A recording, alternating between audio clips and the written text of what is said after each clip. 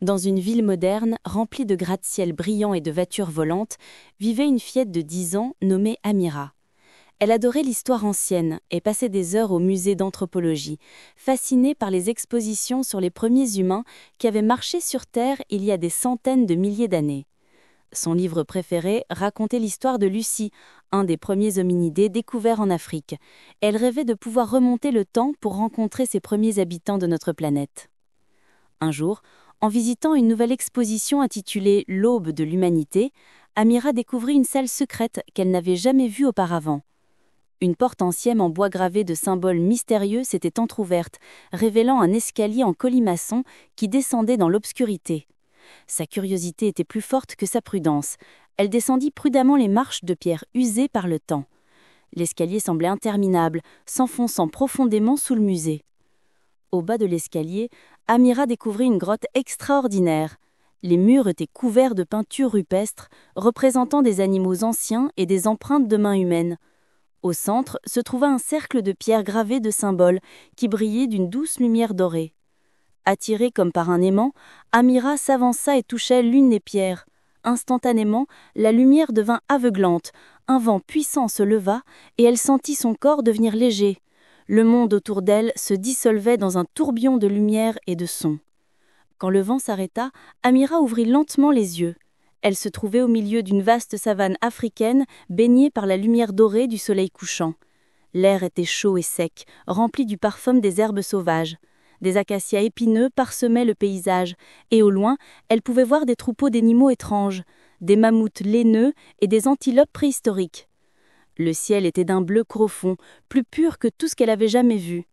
Amira réalisa avec émerveillement qu'elle avait voyagé dans le temps, probablement il y a des centaines de milliers d'années. Elle entendit un bruit derrière elle et se retourna.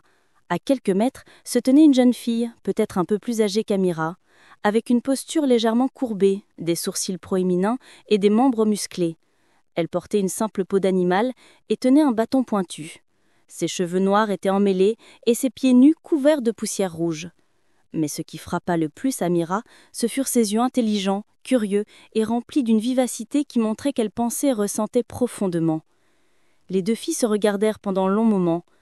La jeune préhistorique inclina la tête, examinant les vêtements étranges d'Amira. Amira leva lentement ses mains pour montrer qu'elle n'était pas une menace. La fille préhistorique sembla comprendre et abaissa son bâton. Elle fit un son doux, pas vraiment des mots, mais quelque chose de mélodieux et expressif. Puis elle sourit, un sourire chaleureux et amical qui traversait les millénaires. La fille préhistorique, qu'Amira décida d'appeler Kira, fit signe à Amira de la suivre. Bien qu'elle ne pût comprendre son langage, les gestes de Kira étaient clairs.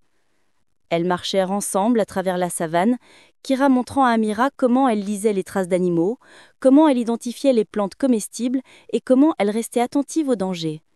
Amira était émerveillée de voir combien Kira était intelligente. Elle connaissait chaque plante, chaque arbre, chaque son d'animal. Elle vivait en harmonie parfaite avec la nature. Kira mena Amira jusqu'à un petit camp où vivait son groupe familial. Il y avait environ 15 personnes de différents âges. Ils étaient assis autour d'un feu, partageant de la nourriture et communiquant avec des sons et des gestes. Quand ils virent Amira, ils furent d'abord surpris, mais Kira leur parla avec animation et ils invitèrent Amira à s'asseoir près du feu. Amira observa fascinée comment ces premiers humains interagissaient.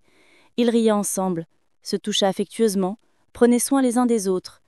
Une vieille femme peignait les cheveux d'une jeune fille avec ses doigts. Un homme fabriquait un outil en pierre avec une habileté incroyable. 2 jeunes enfants jouaient à se poursuivre, exactement comme les enfants modernes. Amira réalisa avec émotion que ces gens n'étaient pas si différents d'elle. Ils aimaient, riaient et prenaient soin de leur famille. L'humanité fondamentale était déjà là, présente dans ces premiers habitants de la Terre. Kira offrit à Amira de la nourriture, des baies sauvages, des racines cuites et un morceau de viande grillée. La nourriture avait un tas simple, mais délicieux. Kira montra à Amira comment reconnaître les traces d'un lion, identifier les plantes dangereuses et faire du feu en frottant 2 morceaux de bois.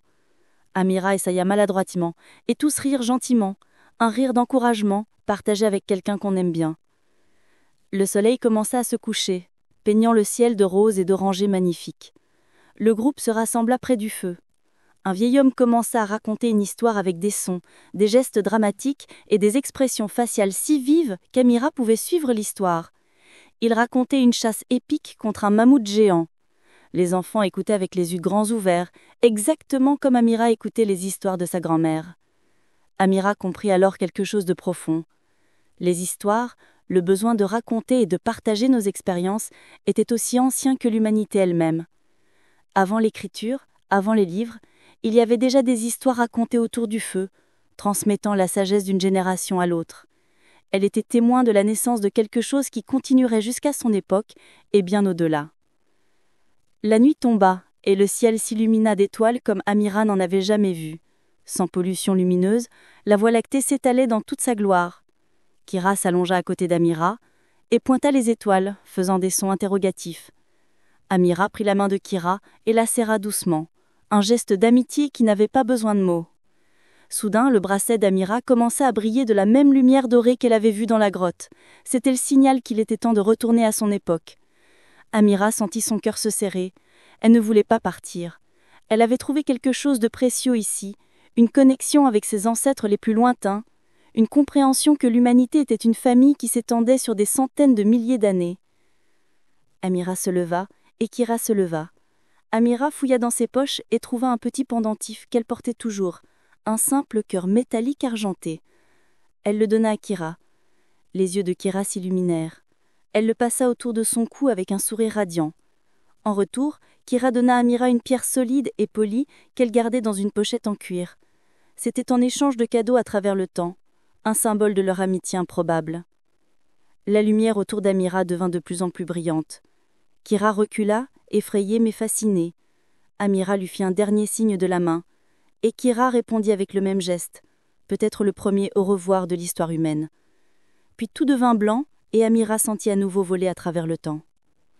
Quand elle ouvrit les yeux, elle était retournée dans la grotte sous le musée. Les pierres ne brillaient plus. Amira monta l'escalier et se retrouva dans le musée moderne. Tout semblait si artificiel maintenant, si éloigné de la vie authentique qu'elle venait de quitter. Dans sa main, elle tenait toujours la pierre polie que Kira lui avait donnée. C'était la preuve que son aventure n'avait pas été un rêve. Amira regardait les expositions avec de nouveaux yeux. Ses crânes et ses outils n'étaient plus simplement des objets anciens. C'étaient des traces de vraies personnes, des gens comme Kira, qui ont aimé, ri et pris soin les uns des autres.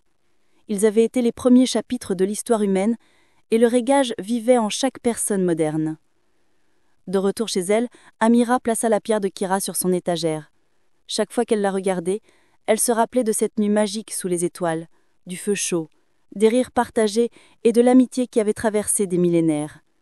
Elle avait appris que peu importe comment le monde change, le cœur humain reste le même.